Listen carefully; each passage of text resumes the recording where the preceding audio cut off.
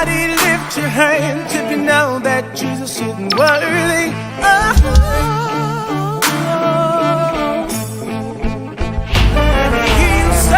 Everybody lift your hands if you know that Jesus is worthy. Lift your hands, Jesus is worthy.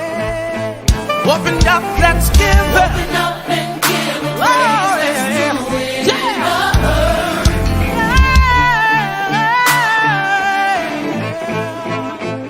If you love him, let's glory. If you love him, let's glorify him. It's all we can do. Glorify him. Say rejoice. Say. Somebody scream. Let the people look on. Let the people look on. By you,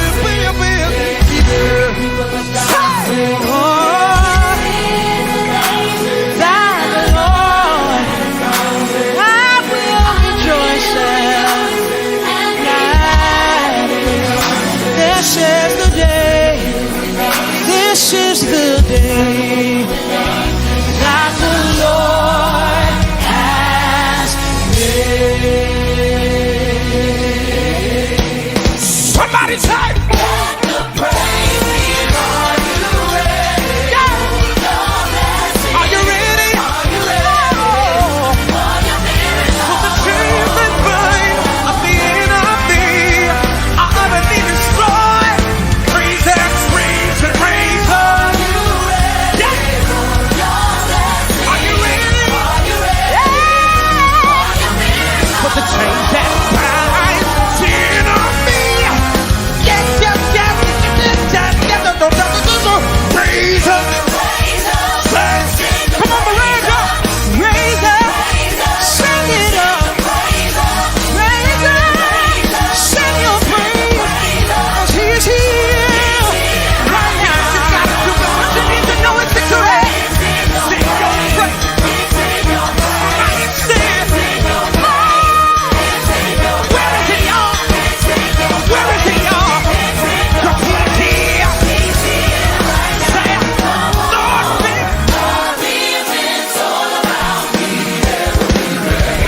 yeah, say, Jesus, be a fence. Come on, be a fence. Be a fence right now. Lord, I need you to be a fence right now. I need protection,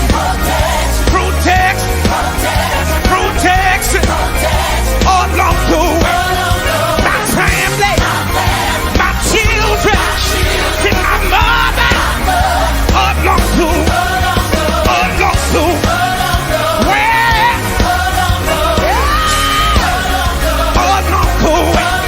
And my brother, and my sister, and my family. Yeah. Be a fence.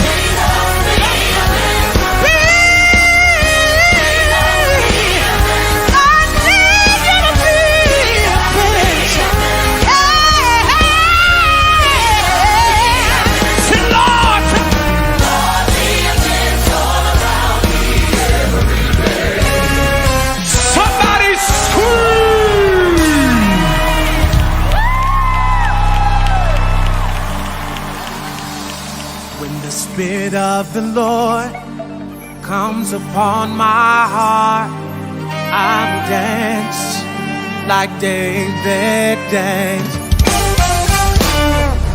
When the Spirit of the Lord comes upon my heart, I will dance like David.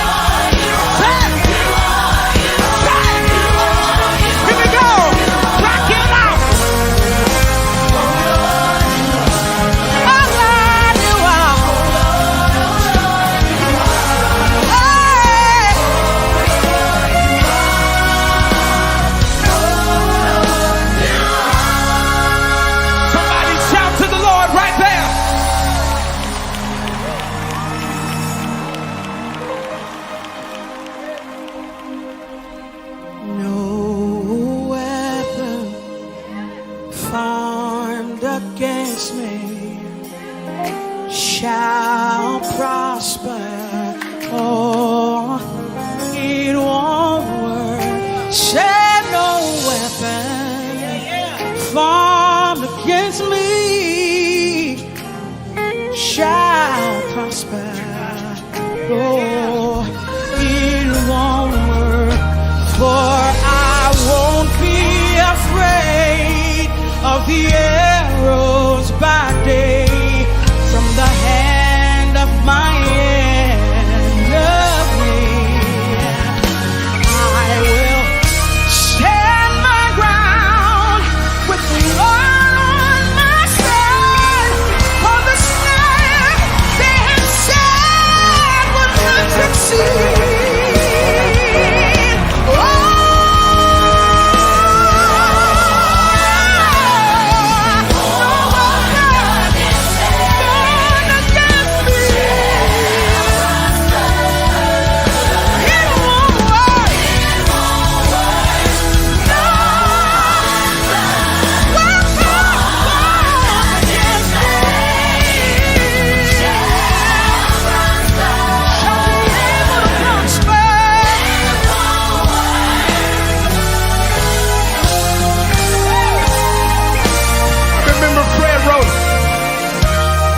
Bread of heaven, hey, sent down from glory.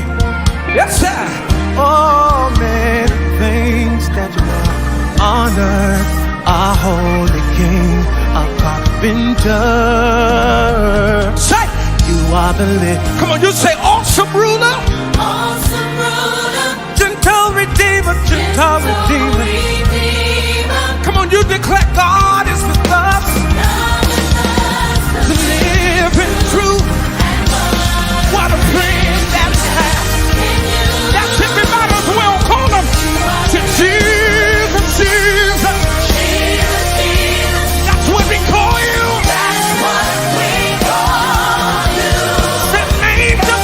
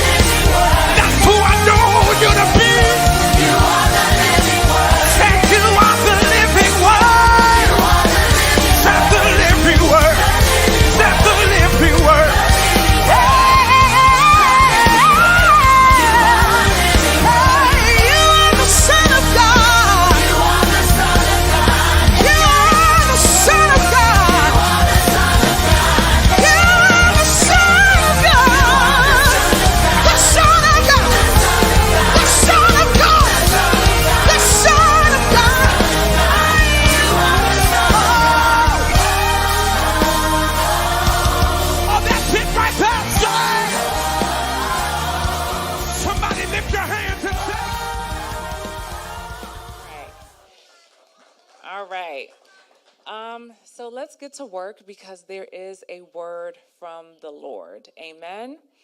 All right. So I will be coming from the first book, making it very easy today. We are in Genesis. All right.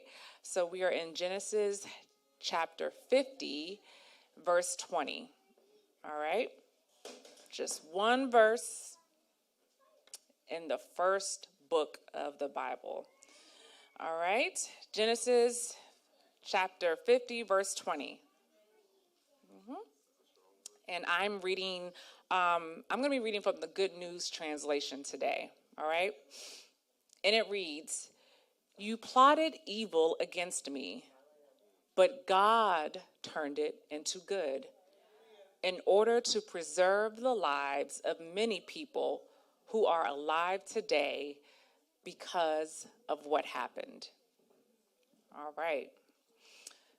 So just 4 days ago, we crossed into the 8th month of 2024.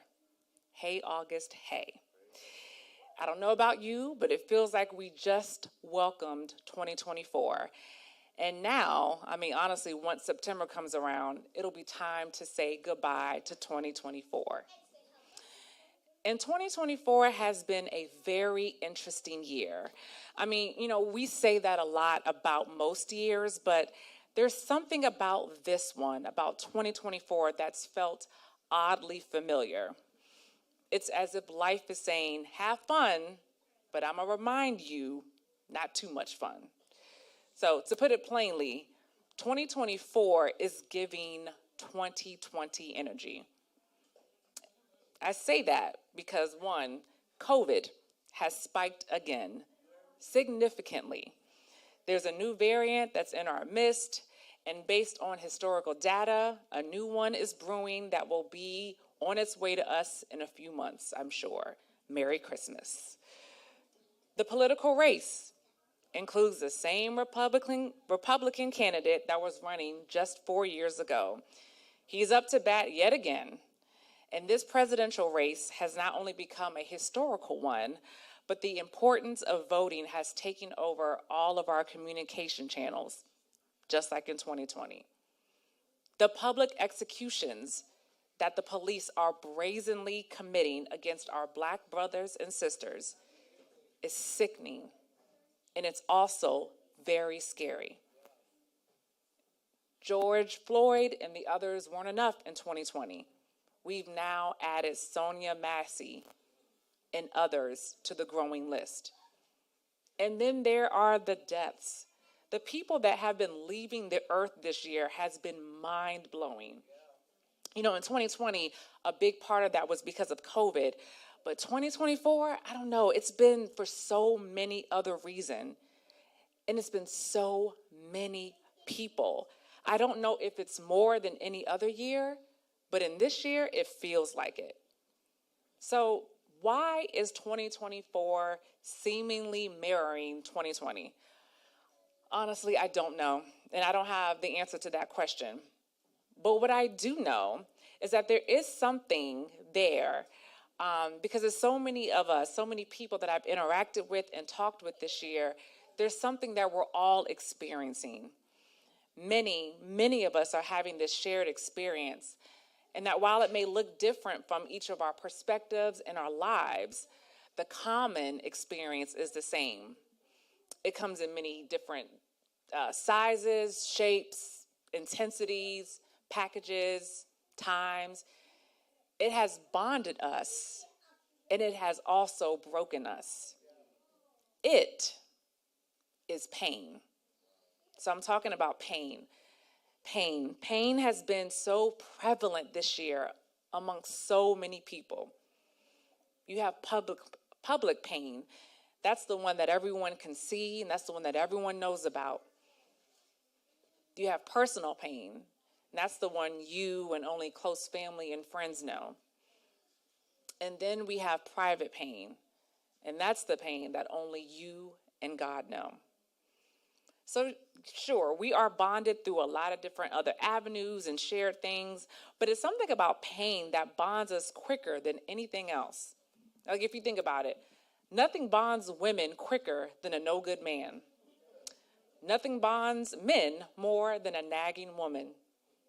Nothing will bond veterans more than their war experiences or stories.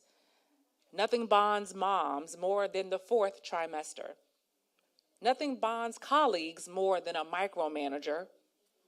Nothing bonds teens more than annoying parents. And nothing bonds parents more than disrespectful children. You see, just pain, right? All pain. And we learn to live with it.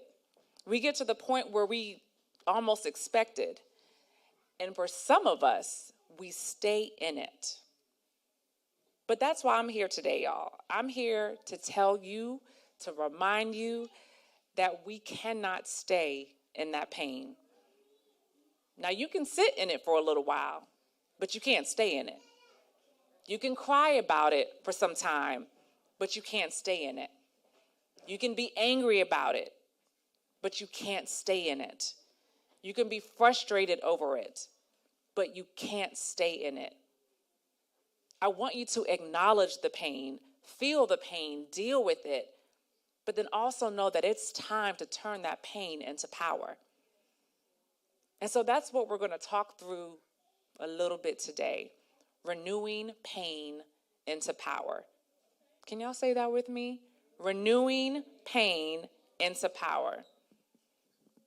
So, since the beginning of time, God has been in the business of renewing things. God renews people, he renews problems, and he renews promises. There's nothing new to that. And every time I read or hear the story of Joseph's life, I am reminded of a reality that often escapes us. The wins in your life are not determined by the pain you encounter. Rather, success is determined by how you respond to what happens to you. All right? So let's look at the text and get some context on where we're at. Anybody in here familiar with the story of Joseph? Anybody? All right. So if you're not, I'm going to run through it lightly, okay? Anyway, all right? It's a long story that spans a few chapters in Genesis. All right, so Joseph, his story is a very notable one in the Bible. He's the son of Jacob and Rachel. And I mention Rachel because Jacob, Joseph's father, was head over heels in love with Rachel. He loved him some Rachel. And although Jacob had 10 other children with other wives, Joseph was the first child with him and Rachel. So I say all that to say or to show that Joseph was Jacob's favorite. And Jacob loved Joseph so much that he had a coat of many colors made especially for him. That coat made Joseph stand out even more because it was visible. It was a visible expression of Jacob's affection, but also an indication of his lack of affection for his 10 other brothers. So as you can imagine, his brothers couldn't stand him. They couldn't stand him at all. And then Joseph did not help the strained relationship with his brothers. He was the family snitch, and he went around proudly boasting about what he had and what his daddy got him and what his dad did for him, all that stuff. So whether it was intentional or not, Joseph was not smart enough to read the room. He just wasn't. And he wasn't smart enough to keep his dreams to himself. And I thought I'd mention this because sometimes we can be the greatest contributors to our own mess. And we'll be the ones that'll cause our own problems. So anyway, so Joseph's with his father's favor, this new little pretty coat that he had, and his mouth made him the object of his brother's animosity. So long story short, the brothers, they got together because they were fed up with Joseph and all his antics. They got fed up, they threw him into a pit, and then they sold him into slavery. All right? Joseph moved between the palace and prison for years. It was like this back and forth thing until he ended up ultimately being second in command over all of Egypt. Now, Joseph could have wallowed in his pain. He could have stayed in it and lived out the rest of his days as a slave, physically and in his mind. But instead of doing that, he chose to believe and trust in God, even when it seemed like all hope was gone. Joseph chose to believe God to get up and do the best work, no matter where he was or what situation he was in. Joseph trusted God to still have a good attitude and to still treat people right. And he trusted God, so he stayed close to him, even when it seemed like God had gotten quiet on him. So no matter what pain you're going through, don't let it keep you from God. In moments and in times of pain, God is your greatest ally. He's your greatest comforter. He's your biggest cheerleader. And he is your ultimate healer in these moments. And I realize, I understand y'all, that sometimes it is hard to stay close to God in these moments. But I'm telling you what I know. Staying close to God will save you from so much more that will await you. The painful or tough things that happen to you can really be the best thing to ever happen to you. And they can be the best thing if you learn the blessing of renewing the pain into power. And in order for us to do that, we need to understand what's involved when God renews our pain. So when God renews our pain, I'm coming to the first point, when God renews our pain, we have to first understand the problem. All right? The problem. So in the verse, that first little line, it said, "You plotted evil against me." And when it comes to pain, there's always a problem or cause of said pain. In the text, Joseph's brothers were the cause of his. They were the ones that took his coat, they put him in a pit, and they made money off of him. They got paid. Could it be said that Joseph was the problem or the cause of his own pain? I mean, we already told you that, his brothers didn't like him. And he knew his brothers did not like him. The word specifically says that his brothers couldn't even speak peaceably to him. They didn't even have a kind word to say to Joseph. And I mean, for the most part, if we're going to be all the way real, we know when someone isn't feeling us. Like, we know when someone doesn't like us, right? And the text said that they hated him. Like, they hated him. And then when he got the coat, they hated him even more. So it was no denying that, okay? So regardless if Joseph himself caused it or his brothers, no 17-year-old deserves to be taken from everything and everyone he knows, all right? So he was in pain, regardless of who caused it. And so in this particular text, at this point, a much older, wiser, richer, and powerful Joseph is talking to his brothers, right? He is stating to them that plotting against him and doing all that they did was the problem, but look what the Lord has done. And that's something that we need to do. So whether it's something that we had full knowledge and control over that backfired and caused us pain, or whether someone was out there plotting, scheming against us, we first have to recognize that there is pain. There is pain. A lot of times the emotions that are attached or attributed to pain, like hurt and anger and frustration and sadness, overwhelm us and overtake us so much that we can't see anything else. And then we are literally blinded by our pain. And the problem with that is we can't fix what we can't see. So that's why it's so important to understand the problem of pain and understanding that the problem, fixing the problem, it takes work. And a lot of times it's work that we don't always want to do. And a lot of times it's work that doesn't feel good. It doesn't feel good. But I'm telling you now, the longer you refuse to figure out the problem, the longer it'll take you to get to the place of power. And after you've figured out the problem, then you've got to forgive what or who has caused it. So whether that's you, your mama, your daddy, your spouse, your best friend, your coworker, forgiveness is a key part to this power that we're trying to renew into. I told y'all it's work, but it's good work. It's good work. And sometimes, this may be unpopular belief, but sometimes you can be mad at God. You can be mad at God. It's very possible. It's very real. But instead of forgiving God, you have to forgive yourself. Because number one, God ain't do nothing wrong. He does nothing wrong. He does everything perfect, well, and with intention. And he is certainly not out here to hurt you, even though it feels that way sometimes. You see, pain can break you without a doubt. Without a doubt. It can cut you so deep. But it can also build you up greater if you allow it, just like Joseph. You see, God never said that this would be a pain-free life and that there wouldn't be problems that we'd have to deal with. But he did say he'd always be with us and he would never leave us.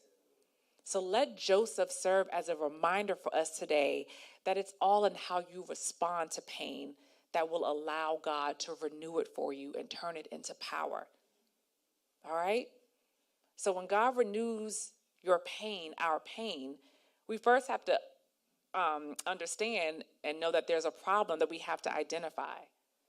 And secondly, we have to understand that there is a process that goes along with this. You plotted evil against me, but God turned it into good. God turned it into good. Renewing pain, the pain has to go through a process. It can't go through the process until everything's kind of been pulled together. You have to pull together all of the mistreatment you've experienced, the confusion, the mistrust, the problems, the plots, the tricks, all the bad experiences. You got to pull them all together. And we've got to stop internalizing all of this pain and letting it control how you live. It is imprisoning you. It is poisoning you. It is not allowing you to be free. And God has so much more in store for you. I promise, more in store. But he can't get that to you. He can't give it to you when you're holding on to all of this pain, all of this stuff. You have to get that stuff out of you before he can put more into you. And I understand because sometimes it feels good to hold on to pain. And I say that because a lot of times when pain starts or when we get pain or when it's brought into our lives, it's out of our control, right? I don't think anyone here chooses pain. Sometimes we may, right? But for the most part, no one chooses to inflict pain on themselves. So when we hold on to those emotions and your actions that you're justifying, it feels good in a way because you are the one that's controlling it, right? So you can be mad when you want to be mad. You can pop off on somebody when you want to because you know what? They hurt me, so now I'm going to do what I want to do. All right? That ain't the way though, okay?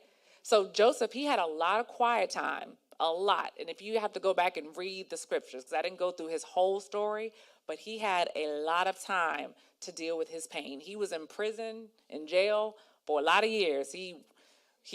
First he was sold, and then he wasn't, and then he went back, and then he, went to the palace and told them some dreams, and then he had to go back, and the people forgot about him. It was a whole thing, right? So he had time to deal with things and to think through things.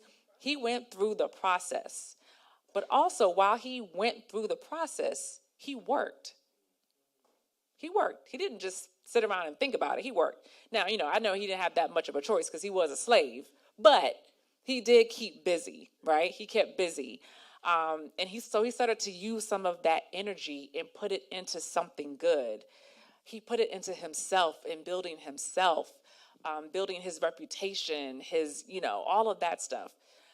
He worked on himself. He worked on his relationship with God. He worked for whomever he was serving at the time. And he did it with integrity. He did it with grace. He did it with vigor. He worked. So he didn't allow time to go to waste in this season, in his painful season. And like I said, he had a very, very long season, years and years and years, okay? But he used it. He was smart, and he carried God with him and used that time so wisely that in the end, or really not in the end, kind of like his new beginning, Pharaoh saw his greatness and had him rule an entire empire just under him. Just under him. Joseph was running things. I mean, I know he was second in command, but he was essentially doing all the work, right? Making all the decisions, doing all the things. So everything that Joseph's brothers did, that Potiphar's wife did, that his fellow inmates did or didn't do, turned around for his good. So what was meant to hurt him helped him. What was meant to punish him promoted him. What was meant to annihilate him advanced him. But see, you've got to let God into the process. You've got to surrender all of the hurt, all of the pain, all of the heartache, and all of the loss. You got to give it to God. You can't do it alone. We weren't made to do it alone. And God can't do anything with your pain if you don't give it to him. He can't. He can't. God doesn't make us do, no, we have a choice, okay? And if you want God to do a new thing, a powerful thing in your life, you've got to trust him with the process, and you got to get to work. We are in a new season, y'all, that we just can't keep sitting around and just, sitting idle and letting all of the things, things are going to happen. Painful things will happen. They will always happen as long as you are here on this earth. So the question is, what are you going to do with it? What are you going to let God do with it? What are you going to let God do with you, through you, in you? Let that marinate for a second. All right? And I say this stuff out of love because I want us to grow. I want us to be better. Each generation in life, we ought to do better. And Pastor Merrick and I, we are at a place in our lives, and we want everyone to be at that place where this is no more like, if you are new to Christ, that's all right. We're going to be here and hold your hand and walk with you. But for those of us that have been in this game for a long time, y'all, we got to stop. Yes, grow up. You know better. He's the same God. Nothing has changed. He's the same God yesterday, today, and forever. The word is the same. The word is true. There is nothing new under the sun. And it's time to grow up. And I'm talking to myself first, all right? But it's time to grow up, y'all, okay? And we can't grow if we're holding on to all this stuff, all right? Okay? I love y'all. I love me. It hurts, but it's good work. It's good work. All right? So, all right. God renewing the pain, right? So first we have to identify the problem. Recognize there is a problem. Not walking around like nothing is happening and we're just trying to, fix it with other things, fix it with food, fix it with social media, fix it with drugs. And no, we're not doing that. There's a problem, and it's okay. It's okay. After we identify the problem, then we're going through the process. And this is the work. And we're going to work. And we're going to be here to help you through the work. All right? And then lastly, see, look, I'm almost done. I'm trying to make this real easy. Lastly, there is purpose in renewing our pain. So once the pain has been processed and we've identified it, it's been processed, okay, then you'll understand the purpose. The text says, you plotted evil against me, but God turned it into good in order to preserve the lives of many people who are alive today because of what happened. Because of what happened. Sometimes the pain you had to go through, it ain't for you. It isn't for your benefit.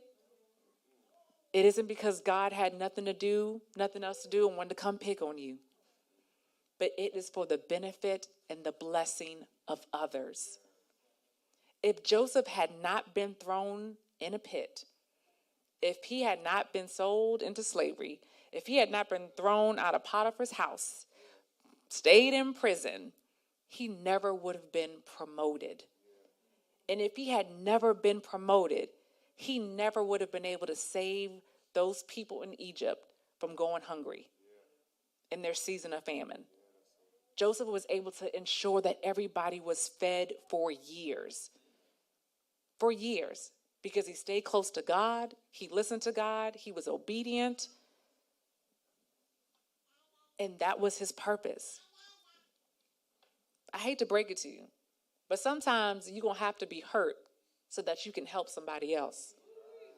You're going to have to be dumped, fired, dropped, betrayed, dismissed, humiliated, all the things. but you got to go through it. You got to go through it. Because if you don't go through it, I mean, even think about it. Think about the things that you've overcome now, right? All of those things. You had to go through it. Because had you not gone through it, God could not have brought you to the place where you're at right now, right? You had to go through it. So think of all the pain you've gone through. And I say think about it because a lot of times, when we're in like a new season of pain or whatever, like we just act like we forget everything that happened and like, I don't know what's going to happen. Like, again, same God. He pulled you through then. He's going to do it again. He's going to do it again. All right. And you would not be where you are right now if it wasn't for the pain. And when we get to the place of power, when we get to this place that God has for us, right? It's not just for ourselves. So me talking about power is not for you to just soak it up and go on a power trip. No. The power is to help others get to their place of power, to get to their place of safety, of love. Think about it. Like, what superhero do we know that use their superpowers like only for themselves? Like, they always use it to save somebody else, right? Superman, Batman, was it X-Men? I mean, there's so many, right? No one just sat around like, flying in the air just because and like zapping stuff like with their eyes. Like, they did it to like save the world, save humanity. Like, the end is near. And like, they were out in the streets answering the call so that they could save everyone and anyone that they could. Like, what if you knew the pain you were going through now was to save someone's life who was on the brink of committing suicide? What if you knew the pain you were going through now would give you the confidence and the boldness to speak up and help save someone who was going through domestic violence? What if you knew the pain you were enduring and going through now helped you to open up the doors of your home so that they can have a place to sleep at night? What if? But that's the thing about us. Like, we're human, right? And we can only see what's in front of us. We can't always see past the moment. And that's okay. But again, I'm here to remind you all that we know there is someone who was able to see past their pain. And we thank God that there was someone who was able to see past his pain. And we know the story. We know how God renewed it. So need I remind you of Jesus Christ? Yes, I'm taking it to the cross. Jesus Christ, he went through the greatest pain, but he knew that his pain would save a broken person like you and me. He knew his pain would give us grace and mercy that we don't even deserve. He knew his pain would give us life and life abundantly. He knew his pain would give us a second, third, fourth, fifth, sixth chance after chance after chance. He knew his pain would give us the opportunity to do a new thing, to experience life, to be a blessing to others.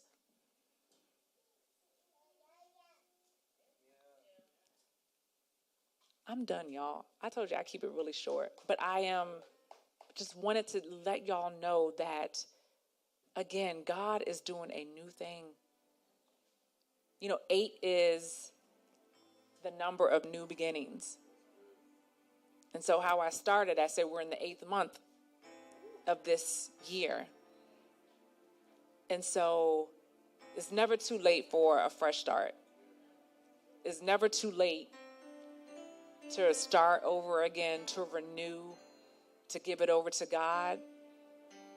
And that sometimes has to be a daily thing.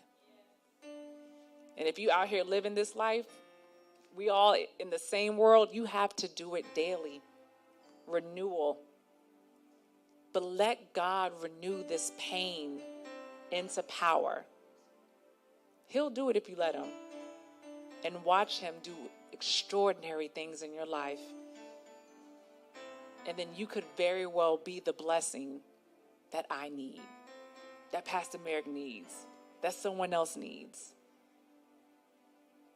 Let God do it. Give him your pain. He can take it. He can take it. and he will renew it, and it will be for your good and the good.